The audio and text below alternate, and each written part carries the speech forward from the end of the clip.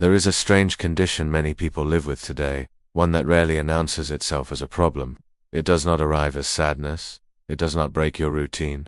It does not disrupt your ability to function. In fact, from the outside, life often appears intact, sometimes even successful. You wake up, you move through the day, you answer messages, you complete tasks, you meet expectations. Nothing is obviously wrong, and yet, beneath the movement, there is a quiet absence. Not despair, not grief, not a crisis, just a subtle sense that something is missing.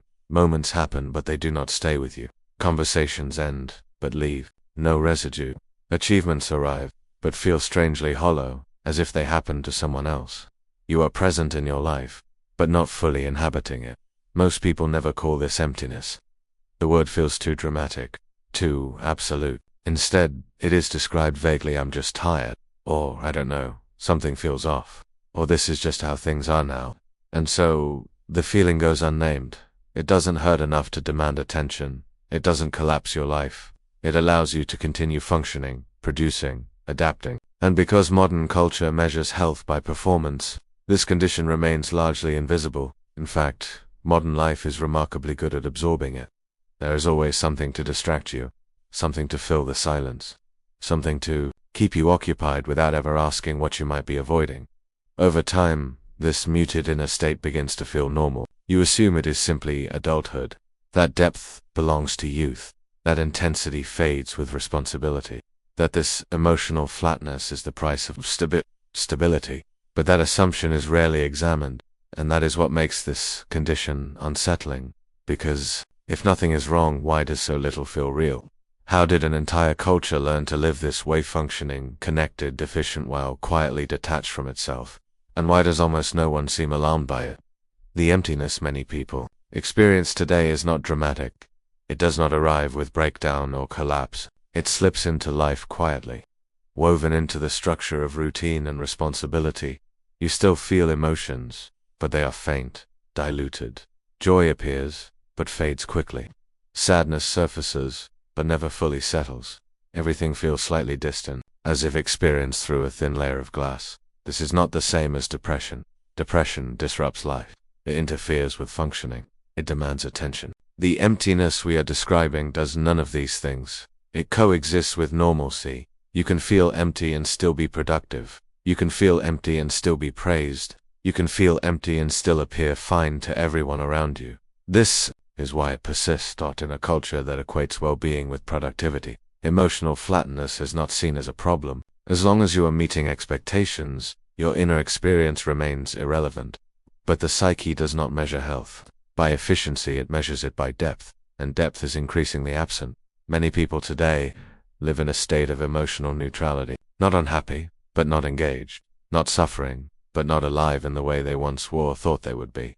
Life becomes something you manage rather than inhabit. Days pass quickly, but leave little behind. Time feels compressed, not because life is full, but because it lacks texture.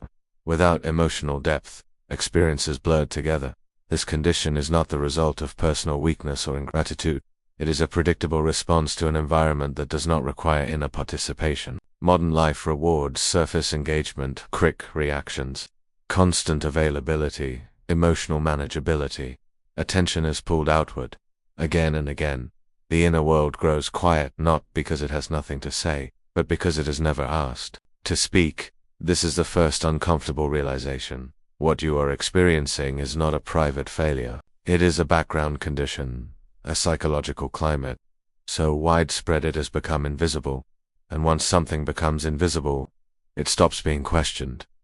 To understand why this emptiness feels so normal, we have to look beyond individual psychology and examine the structure of the world that produces it.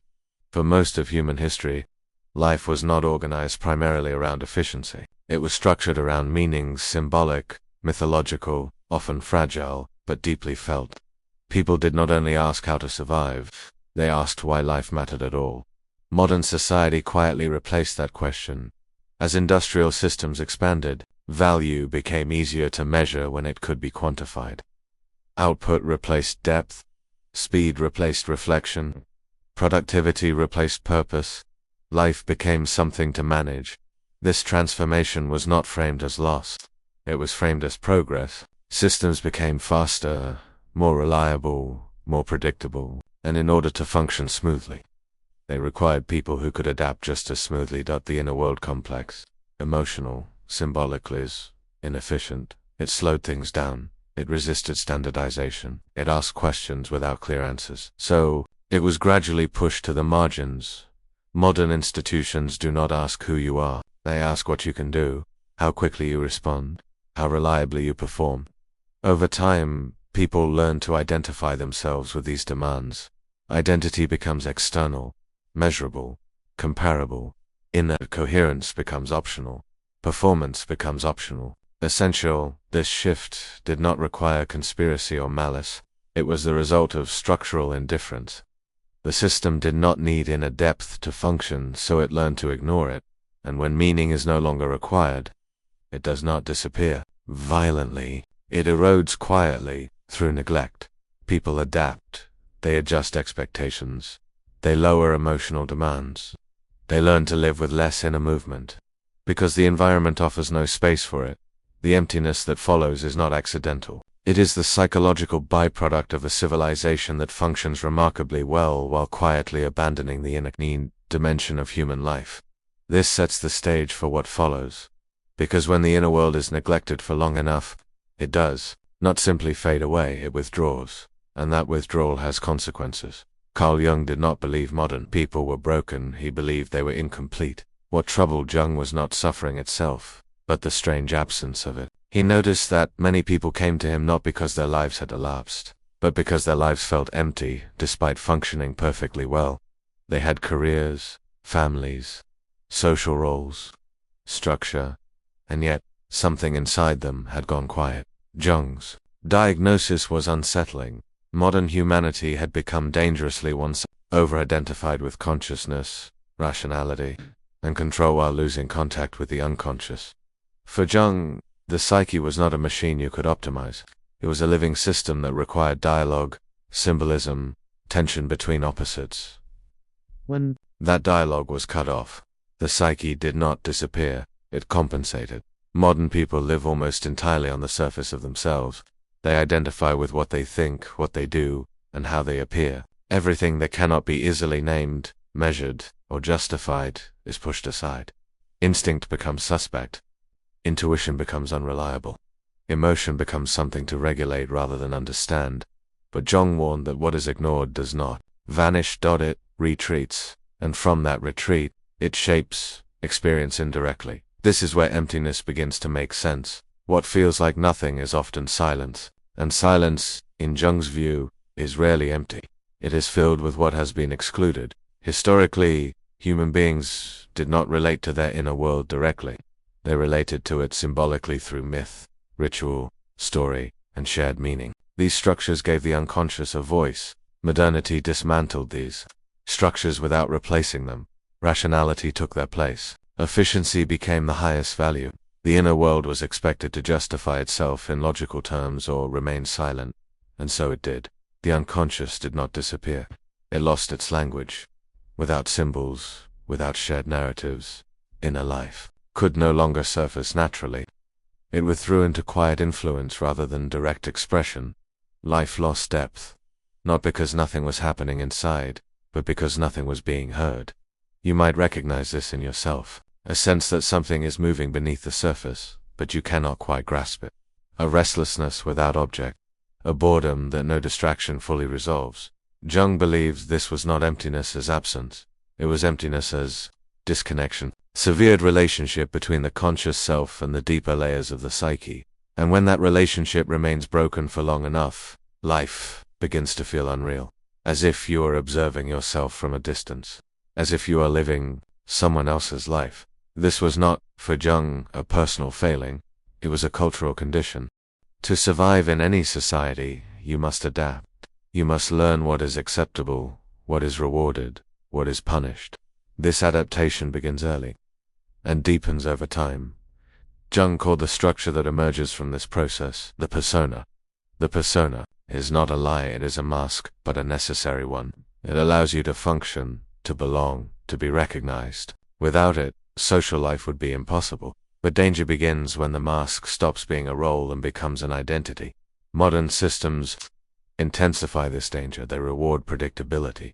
They reward emotional control. They reward consistency and performance. Gradually, you learn which parts of yourself are welcome and which are not. Curiosity that disrupts efficiency is discouraged. Emotional depth that complicates interaction is avoided. Ambivalence is treated as weakness. Over time, you stop offering these parts.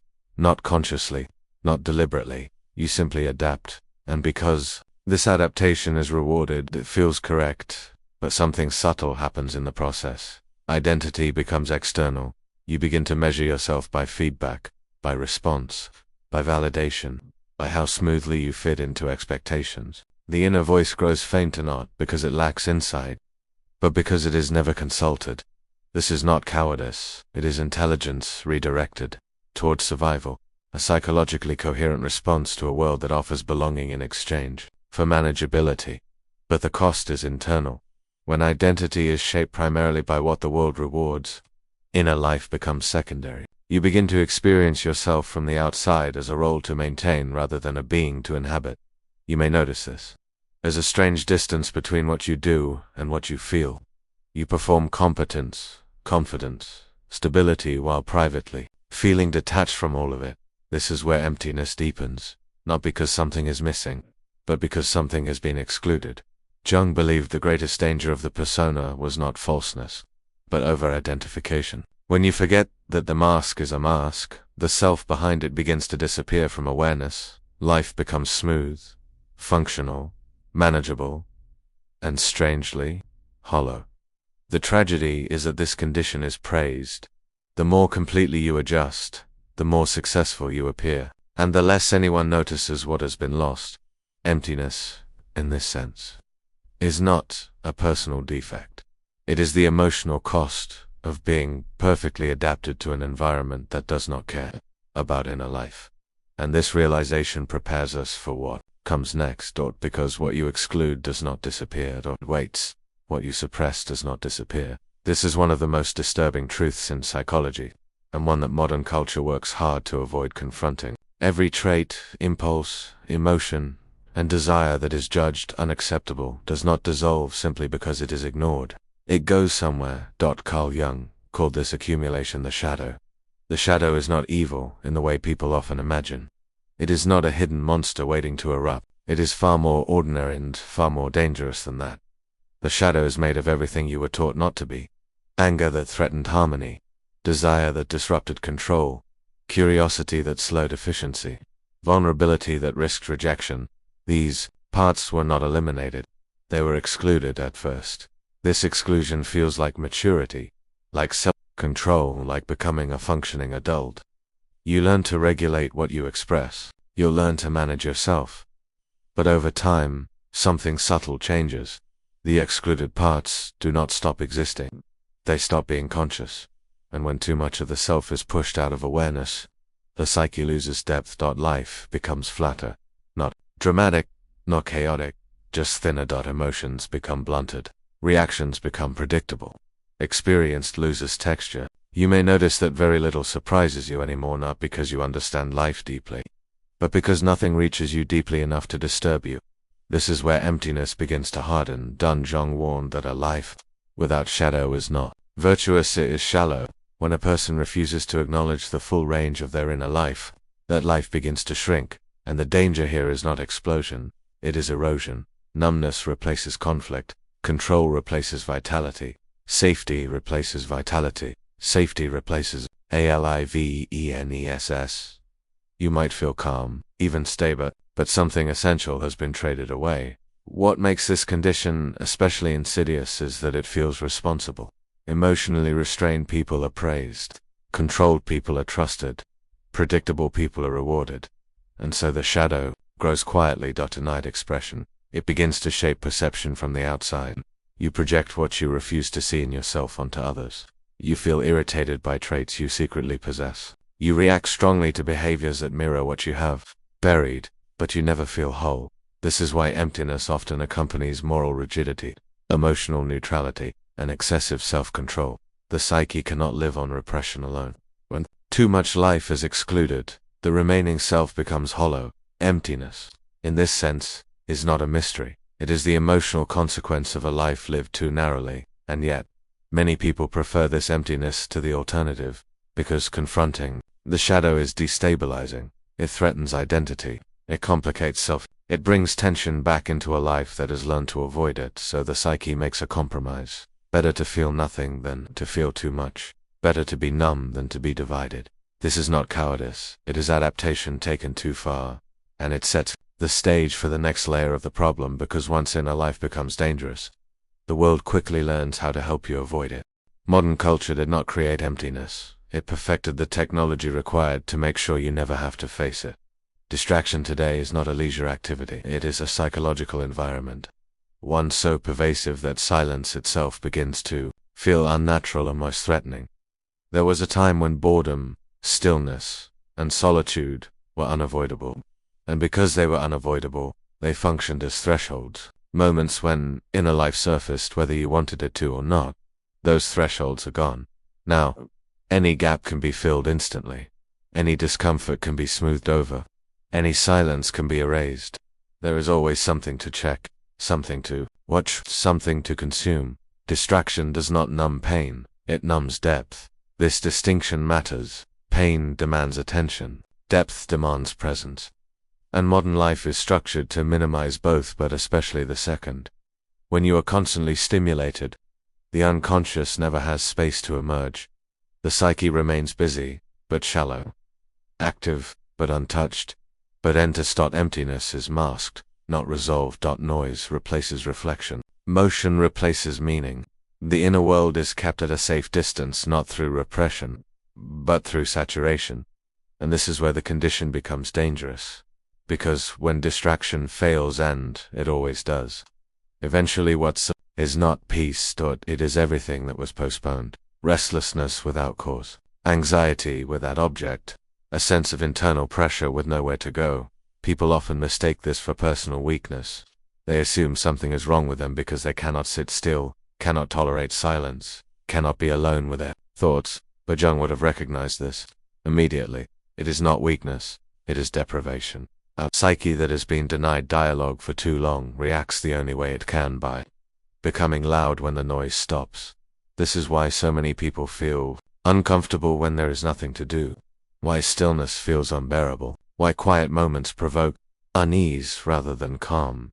The inner world has been waiting, and when distraction finally loosens its grip, it does not whisper, it presses. This is the paradox of modern emptiness. The more you distract yourself from inner life, the more threatening inner life becomes. And the more threatening it becomes, the more desperately you cling to distraction, a closed loop, one that keeps you functional, productive, and disconnected. And here is the unsettling implication.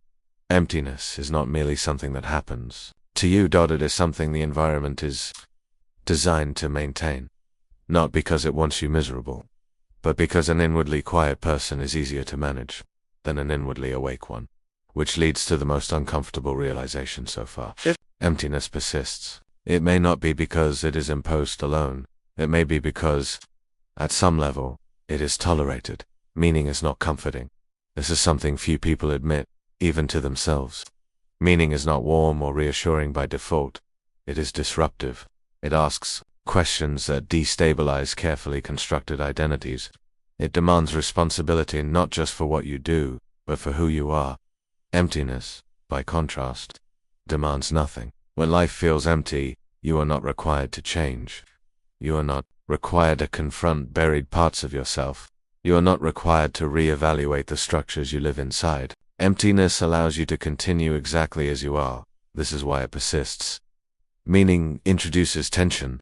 It creates inner conflict. It forces you to see contradictions you have learned to avoid. It challenges the persona you have built to survive. And survival has already taken so much effort.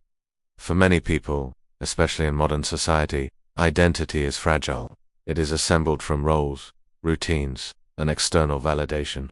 Meaning threatens this assembly. It asks whether the life you are living actually belongs to you, and that question is dangerous, so the psyche hesitates. Jung believed that individuation, the process of becoming whole, was never smooth. It was disruptive by nature. It involved loss, uncertainty, and a confrontation with the parts of the self that had been excluded for years, sometimes decades. In cultures that provided myth, ritual, and communal frameworks, this process had a container. There were symbolic maps for inner transformation. Modern life offers no such guidance, so when inner life stirs, it feels like a threat rather than a passage. Emptiness becomes a compromise, not collapse, not awakening. Something in between, a psychological middle ground where nothing is demanded and nothing is risked. This is why people can live with emptiness for years without naming it. It does not injure the structure of their lives. It simply hollows it out slowly. And because the hollowing is gradual, it feels safer than change. There is a cost to this compromise, but it is not dramatic. It does not arrive as tragedy or breakdown. It arrives as erosion. Life continues. Careers progress. Relationships form. Stability is achieved. From the outside, everything appears intact. Yet something essential remains untouched. Jung spoke often of what he called the unlived life. The parts of the self that never find expression, not because they were impossible, but because they were inconvenient. These parts do not disappear with age. They wait. They wait in quiet dissatisfaction, in restlessness that has no clear object, in the sense that time is moving, but nothing inside is moving with it. This is not regret in the usual sense. Regret implies recognition. The unlived life is subtler than that. It feels more like a background ache, a quiet awareness that something has been postponed indefinitely. You may recognize it in moments of stillness late at night, or early in the morning when distractions fall away and there is a brief, unsettling clarity, a sense that your life is full, but not inhabited. This is not because you made the wrong choices. It is because you made the necessary ones for survival in a world that values function over depth. The tragedy is not that people fail. It is that they succeed at lives that leave them inwardly untouched. And the longer this continues, the harder it becomes to imagine anything else. Emptiness begins to feel permanent not because it is, but because the inner muscles required to engage life deeply have been unused for too long. The unlived life does not shout. It whispers, and most people learn to ignore it. Section 9. The silence beneath everything. Emptiness is often described as a lack, but Jung would have seen it differently. He would have seen it as a silence, and silence is never empty. Beneath the constant stimulation of modern life, beneath the noise, the motion, the endless distractions, there is a quieter layer of experience that most people rarely touch, not because it is inaccessible, but because it has been trained out of awareness. This silence holds everything that was never allowed to speak, every impulse that was postponed, every question that was deemed impracticable, every part of the self that did not fit neatly into the world as it is. Emptiness, in this sense, is not the end of feeling. It is the pause before something difficult. To name this documentary does not offer a solution. It does not tell you what to do with this awareness that would be dishonest, because the moment emptiness is resolved too quickly, it becomes another distraction, another way to avoid what it points toward. Instead, it leaves you here, with the silence, with the recognition that what feels like nothing may be the quiet presence of something long ignored, something patient, something waiting, and perhaps the most unsettling realization of all is this. The emptiness was never the absence of meaning, it was the space where meaning was meant to appear.